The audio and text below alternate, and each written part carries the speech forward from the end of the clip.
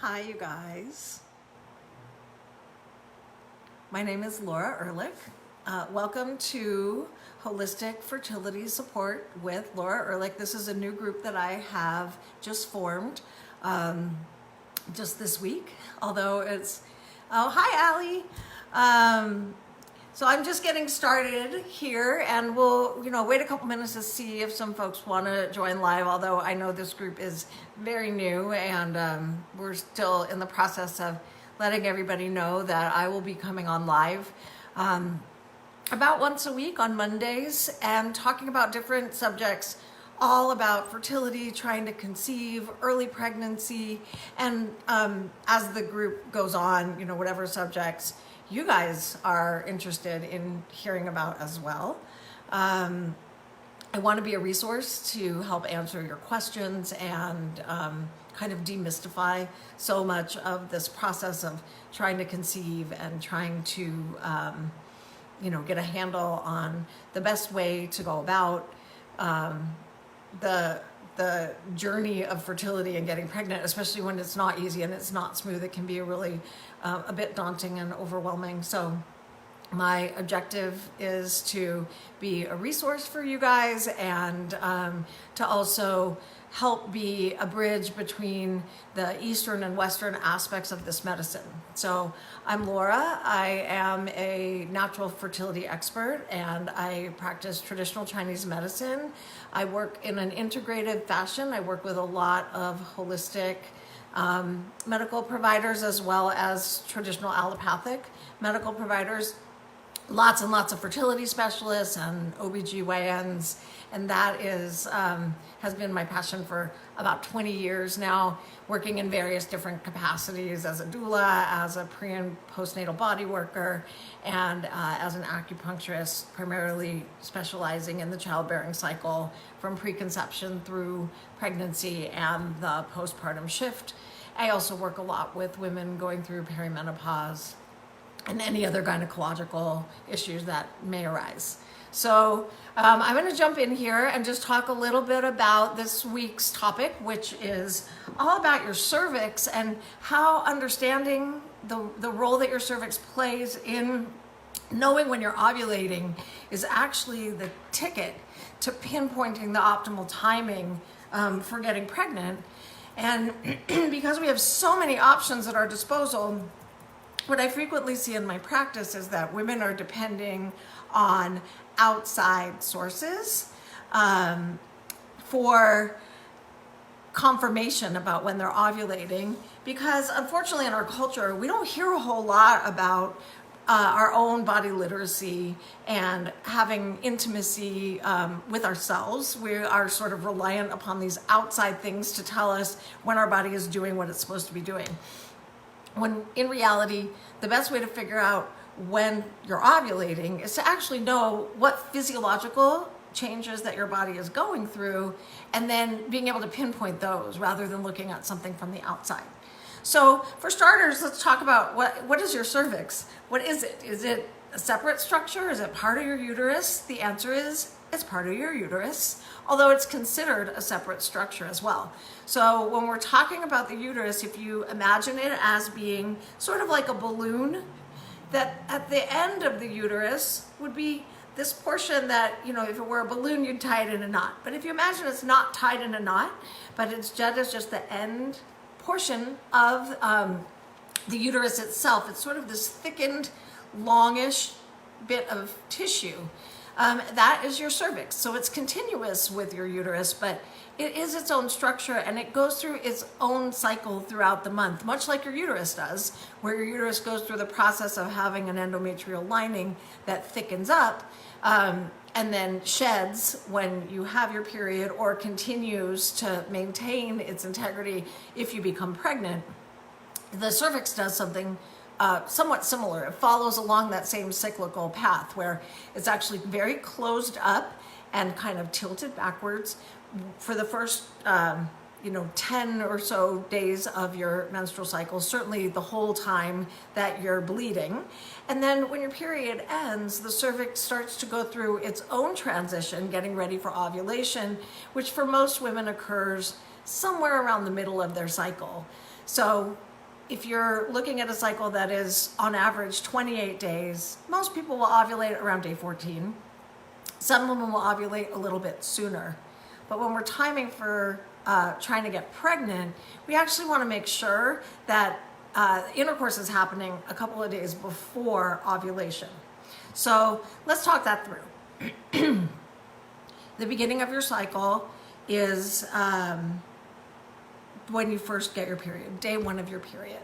And during those first days of the period, your cervix isn't available for conception, right? It's shedding that lining. When your period stops, then your body starts going in this process towards ovulation. It does that by your ovaries choosing a follicle that is going to become what's called the lead follicle.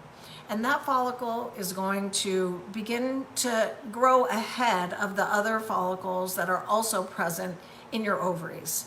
Once that follicle starts growing, all the little eggs that are there in your ovaries at that time, they start increasing their estrogen levels. And as your estrogen levels climb, your endometrial lining starts to thicken and your cervix slowly begins to soften. So for the first many days of your period, as well as in the days just beginning to follow your period, your cervix is closed, it's kind of tilted back, it's very firm, and it's pretty dry. As your period ends and your body starts making more estrogen as those follicles start to grow, the cervix also begins to soften a little bit. It starts to open and it starts to kind of move itself into a more straight position in line with the vaginal canal. It also starts to get a lot softer. It starts to secrete what we call cervical mucus or cervical fluid. And that reaches its height right around the time of your LH surge. The LH surge is your brain telling your ovaries it's time to ovulate. There is an egg that we know is ready and mature and capable of being fertilized. So what happens at the same time as that LH surge is that your fertile fluid will become clear. It will become very similar in consistency to egg white and kind of stretchy. And then after ovulation, it closes back up and it becomes firm and dry again. And you go back to a place of not being quote unquote fertile. So what's really incredible about this is that our body is actually going through this transition in a way that we can monitor ourselves. If you work with me already privately, or if you work with me in my virtual practice, you know that I'm not a huge fan of all these apps that are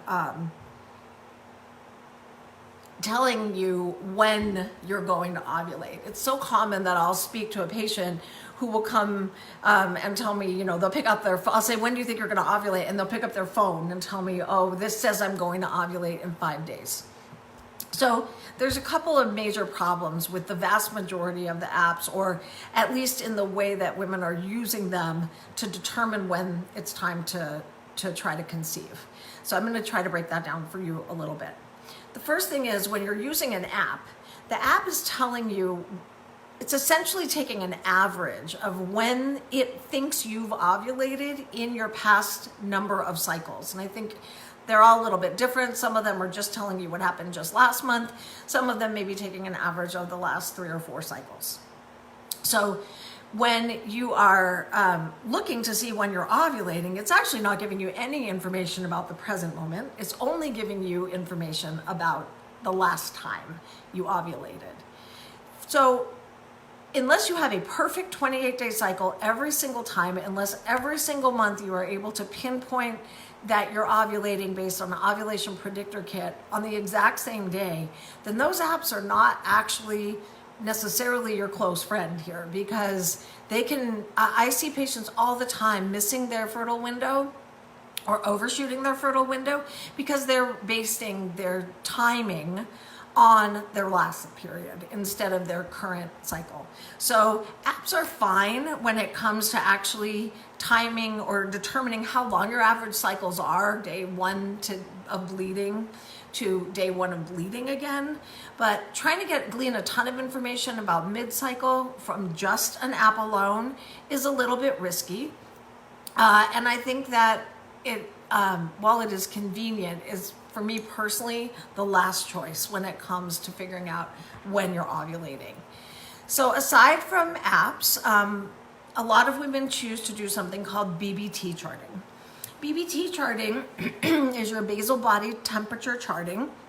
Basal body temperature is what is your baseline temperature when you first wake up in the morning, before you've moved around very much, certainly before you've gotten out of bed, and what is your temperature at the exact same time every morning. So you can already start to see that there are a few challenges around basal body monitoring, and I'll tell you why I like it, and I'll tell you why I don't love it. The reason why I like it a lot is because from a Chinese medicine standpoint, it actually gives me a fair amount of information about your energy. In the first half of the cycle, what we call the follicular phase in Western medicine, we call the yin phase in Chinese medicine, or the proliferative phase in both disciplines. And that is because what is happening during that first part of your cycle, from roughly when your bleeding is stopping until ovulation, is that your lining is growing. It's thickening, and it's becoming receptive for an embryo should you fertilize your egg and become pregnant. So during that phase, while everything is growing, we want to see your temperatures pretty steady at a certain, whatever is your baseline. And then what we'll notice is just before ovulation, there'll be a drop in temperature. And then just after ovulation, you'll see a spike in temperature. And the reason for that is because the second phase of the cycle is governed by the hormone progesterone. Progesterone is secreted by the follicle that you just ovulated, sort of like if you think of it as the eggshell that's left back inside your ovary. That's what's being secreted during the second phase of the cycle, or what we call the luteal phase. And we want to see that your temperature has climbed up to at least a half a degree above where it was in the follicular phase, and that it's going to stay that way. So from a Chinese medicine standpoint, BBT charting does give me some pretty cool information. I can tell if your temperatures are staying stable in both phases. I can tell if there is enough of a dip and enough of a jump at the time of ovulation. And I can generally glean a few other things in terms of the length of the cycle, the timing of ovulation, etc. So from a diagnostic standpoint, BBT charting is very useful from a practitioner standpoint. However, what I find it to be from a patient standpoint for most people is actually quite frustrating, because it will get thrown off if you wake up at a different time every day, or if you wake up even at a slightly different time. It will get thrown off if you wake up and you really have to pee and you run to the bathroom and then you come back to bed. It will be thrown off. It's very challenging for most people to get up at the exact same time 7 days a week, including on the weekends. And that's really what's necessary for true accuracy around BBT charting. The other challenge with BBT charting is that it's really telling us after the fact that you've ovulated. Once your temperature spikes, you really have already ovulated. So unless you're really adept at knowing, what that dip means that is about to happen, it's also more retrospective data than it is present day data. So to that end, if you're somebody who does have very irregular menstrual cycles, if you're somebody who struggles a lot with pinpointing ovulation, using BBT charting as a reference, in other words, trying to really stick with it for 3 or 4 cycles so that you can look back and know, oh yeah, I do consistently see a dip on this day or a rise on this day. Or I do see that my temperature doesn't stay up where it should. Maybe my acupuncturist can give me some herbs or do more treatments around helping me with that luteal phase of the cycle. Or I see that my phases are not equal in length.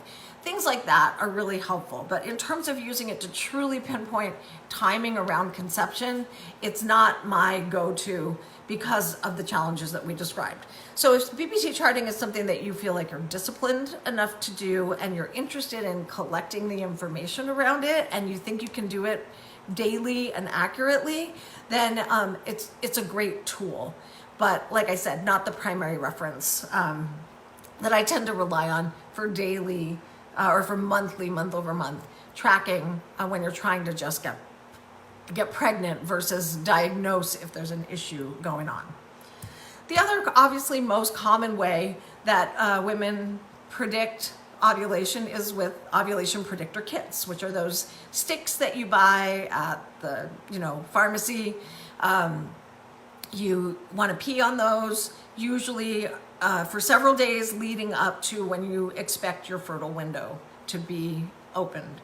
And so the key with the LH predictor kits, in my experience, is, first of all, don't get any of these fancy newfangled ones that tell you about your estrogen levels and your progesterone levels and cover a whole bunch of different hormone fluctuations. Super confusing. Everybody messes those up. So starting with, ditch those. The ones that are honestly the best in my experience are the just straight up LH only digital clear blue easy that just gives you a flashing happy face and a solid happy face when you know that that's your day. Now, what works well about those for many people is that it gives you a very clear picture about when you're leading up to ovulation and exactly when you should try. So for people who have predictable cycles, this is probably the easiest and most straightforward approach, although it is leaving out the opportunity for a real sense of body literacy that we're going to talk about in a couple of minutes. The other issue that sometimes happens, I find, with the ovulation predictor kits are twofold. One is sometimes people are not doing it at the exact right time of the day. Oftentimes your very first morning pee is too diluted. If you've not gone to the bathroom all night long and you use the stick, sometimes it won't pick up enough LH to really give you a positive. So the remedy to that is actually postponing taking that test until later in the day. For a lot of women, we'll talk about doing it maybe at 2 o'clock in the afternoon, where you'll try to hold your pee from about 11 a.m. until about 2. So as close to 3 hours as you can get without going to the bathroom, and then try in the afternoon. Oftentimes that will give a better, more accurate reading for the ovulation predictor kits and let you know that when you are in fact ovulating. For women who have PCOS, this is not a good method. And the reason why is that PCOS can oftentimes cause false surges of LH to happen in your body. And that's because women with PCOS have follicles that are developing at they kind of get arrested partway through, and that's what the cysts are. But they're making estrogen as though they are follicles that are ready to ovulate. So the brain gets a little bit tripped up and confused sometimes for women who have PCOS. And so the next suggestion that I have, which I think is the most optimal way to figure out if you are ovulating, is to actually go with what your cervix itself is telling you, because it doesn't lie.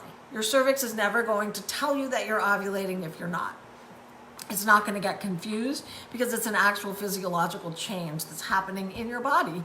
And if you can get to the point within yourself of knowing that that's happening physically, because you know how to check your own cervix and you know how to examine your own cervical secretions, then you're going to be spot on every month. The other thing about that is it's free.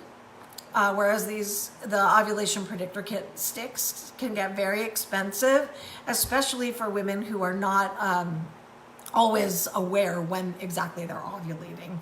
Then you find yourself in a situation where you are using, sometimes 7, 10, 12 days of sticks, and sometimes you've missed it, and it can be extremely frustrating. So using your own body as your guide is actually a fantastic way of figuring out when you're ovulating and not being dependent, again, on an outside thing that's telling you. So how do we do that? How do you figure out if you're actually ovulating? There are 2 primary ways. The first way is your cervical mucus or your cervical fluid. So from roughly the end of your period until the day you ovulate,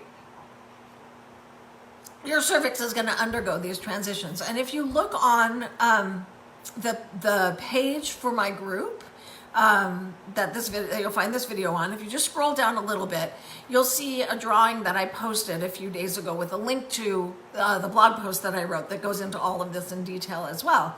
That image actually shows you what your cervix goes through in this process of changing over the course of these number of days leading up to your fertile window.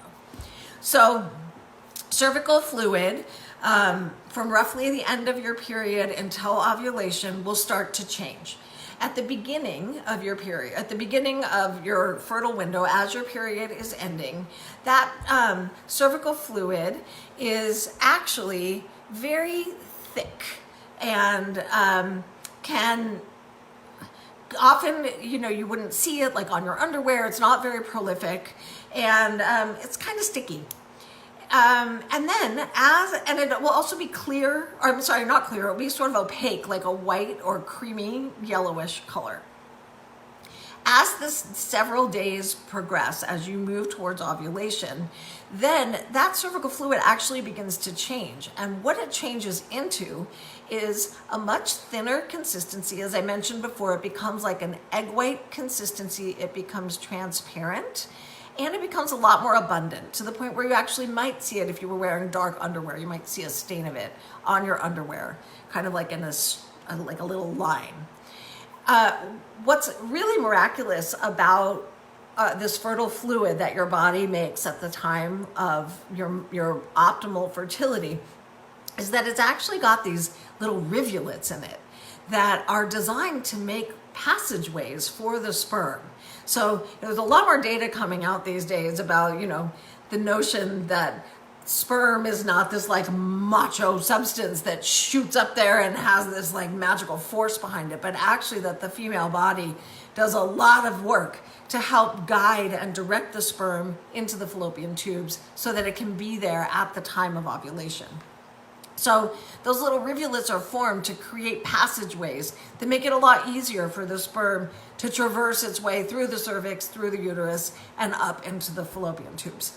So when you check your own body, if you actually just put a finger in your vagina, something that a lot of people feel really reticent about doing, and when I talk about body literacy, that's really what I mean. Can we get to know our own bodies and the way that it is changing so that we can really be connected to ourselves and our own optimal timing for conception on a physiological and an intuitive level, and not just be looking to all these outside sources to tell us when in fact we're ovulating.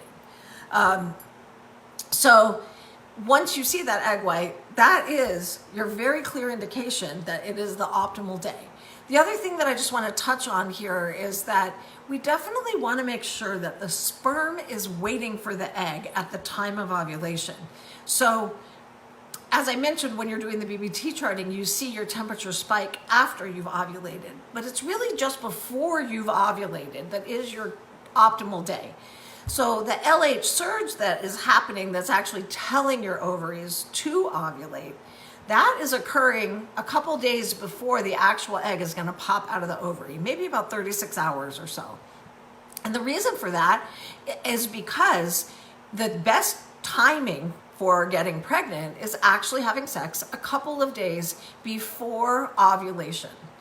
So that is, something to keep in mind. Somebody's asking here, how far up is my cervix? And having tried to find it in the past and unable to do so, the length of everybody's vagina is a little bit different. So I can't tell you exactly how far up it is, but I can tell you that it is reachable. You just have to kind of get to know your own self. It might be most of your whole finger. Also keeping in mind that in the non-fertile days, it's going to be tilted back. So you might not feel it. You'll feel it more readily actually during your fertile window, because that fertile window is when when it's pointed more forward. So, and it's going to have a lot more kind of moisture around it as well. So that might make it a little bit more identifiable. And so that actually brings me to the last thing, well, second to last thing, but the other really important physiological piece here around checking your own cervix. So while, again, relying on the cervical fluid is a great thing to do, it's also important to make sure that when you're checking to see what's going on with your cervical fluid, there's not other potential fluid in that area that could confuse things. So don't check for cervical fluid right after you've had sex, for example. Wait until the next morning, or do it apart from that. If you're experiencing any itching or any other kind of discharge, that also might kind of mix things up when it comes to cervical fluid. So you want to make sure you're identifying the cervical fluid for what it is. It's going to be transparent, it's going to be stretchy, and it's probably going to be, the younger you are, the more estrogen you have, the more abundant it's going to be.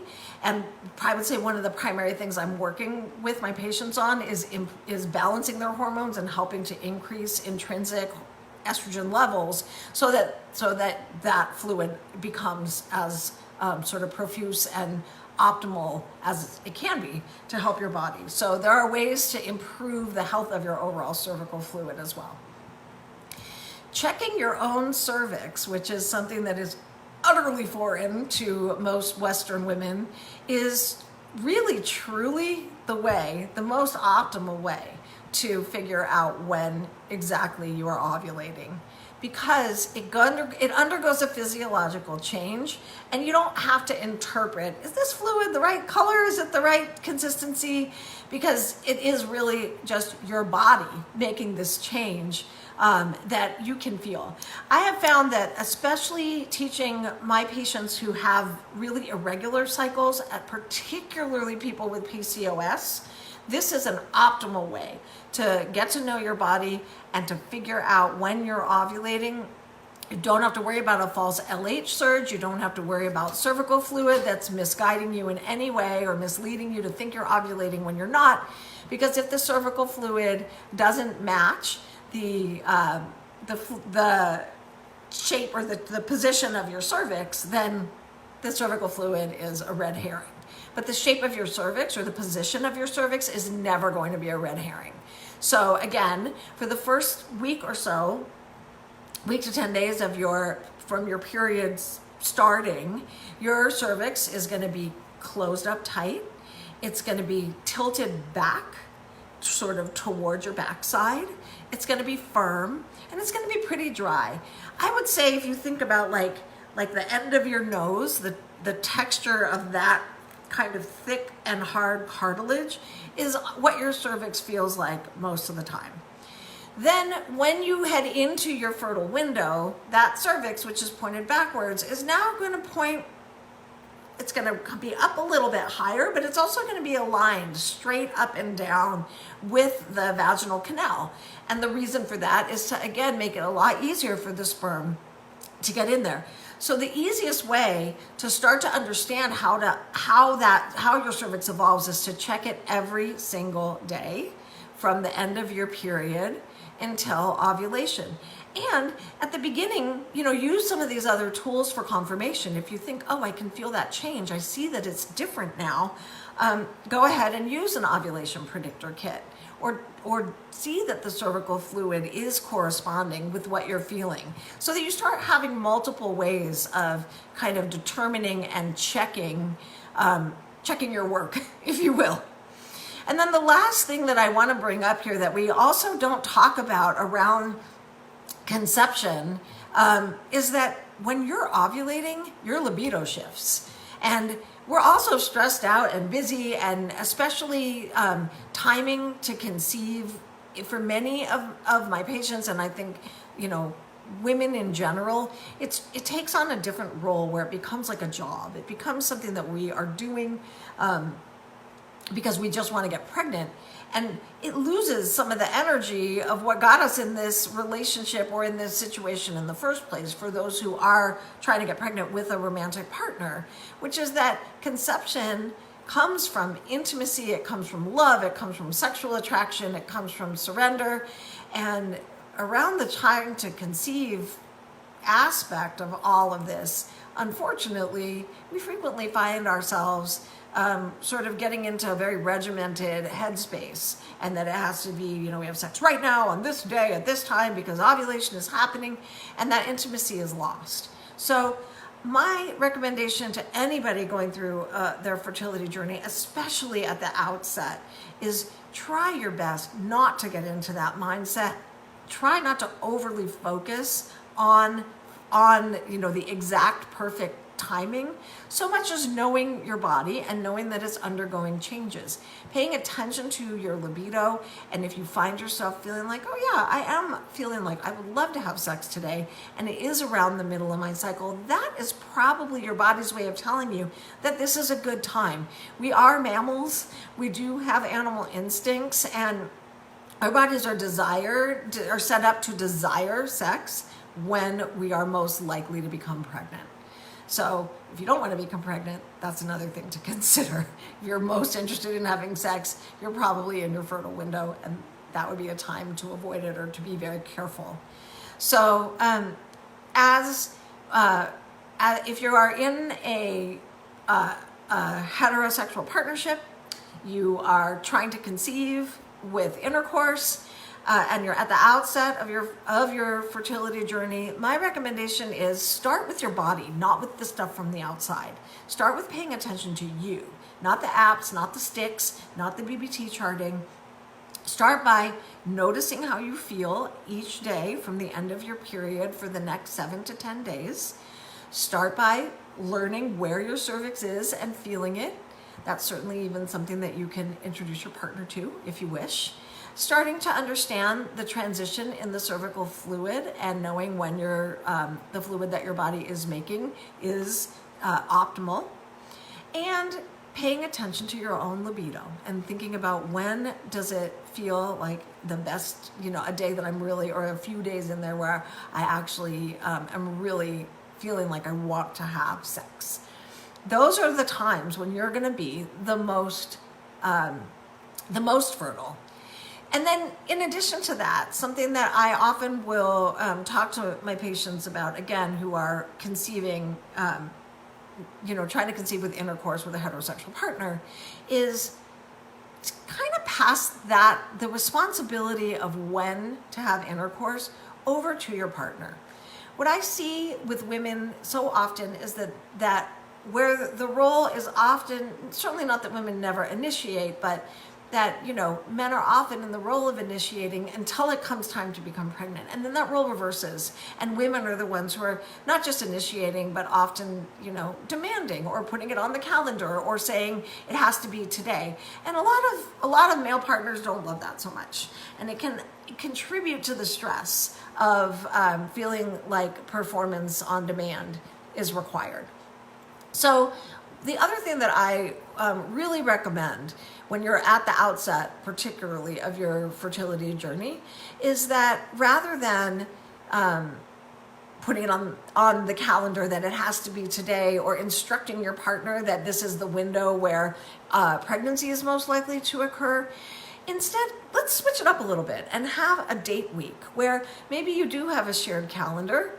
And your job as the person who knows approximately when ovulation is going to take place is to just put a little symbol on that shared calendar on the first day, and maybe, when you think the last day of your fertile window is going to be. And that's your partner's cue to be romantic for that week. Use that time to celebrate the intimacy that brought you together and into a place of wanting to have a child together in the first place, rather than using that week to kind of be insistent about having to have sex on every single day or every other day, and this is when and this is how. Take that off for a minute and ask your partner to take on the role of initiating, and you take on the role of being receptive. Take that time during that week to make dinner together, cook your favorite meals, watch a romantic movie, or sit around in the evening and listen to music. Hang out, have a date. We're all stuck at home, we can still have dates at home. And connect. And talk about your future together and talk about starting a family, and let that intimacy evolve out of the love that you have for each other rather than out of the timing that your chart or your app or your BBT or your sticks or whatever tells you to have. This sometimes has to get a little bit more regimented if the journey becomes more challenging or takes longer time than you're hoping that it will. But that doesn't mean that it can't begin that way, at the very least, and that the priority can be to maintain those aspects of love and intimacy. From a Chinese medicine standpoint, we talk about fertility or pregnancy as something that we call in, that the universe or the heavens or the cosmos or the Tao or whatever you think of as a higher power actually bestows that child upon us. The physical aspect is the physical aspect, our DNA mixing up and making a human in a physical sense certainly is part of it, but it can't happen without that cosmic connection and that cosmic coming in of the spirit or the energy of the child. So keeping that in mind, it's so important to also keep your heart open as you go through this process, and try not to get into the space of it's never going to happen for me, or I feel so discouraged, or I feel so sad. Trying very much to get into this headspace that a baby is here ready to come into your body in the divine timing that it is meant to happen, and that you and your partner will have the family that you desire in the way that it is meant to unfold. And we don't all get to know what that exactly is going to look like. Sometimes we need to seek help, sometimes we need to seek medical support, sometimes we just need a little bit of holistic support, whether it's nutrition or acupuncture or herbal medicine or some lifestyle modifications, stress management, and sometimes we need the big guns. Sometimes we really need to see a fertility specialist, and we need certain accommodations in order to make this possible. No matter how this child comes into your life, all of those potential options are okay. And it's really just a matter of being open to the journey and trying very hard not to judge yourself, and trying very hard not to get into a space of thinking that you're wrong, something's wrong with you, or that you're not capable of this. People like me are here to help you, and so many wonderful professionals out in the world who fully understand the biological imperative and desire to have a child, want to help you get there whichever way is most optimal for you.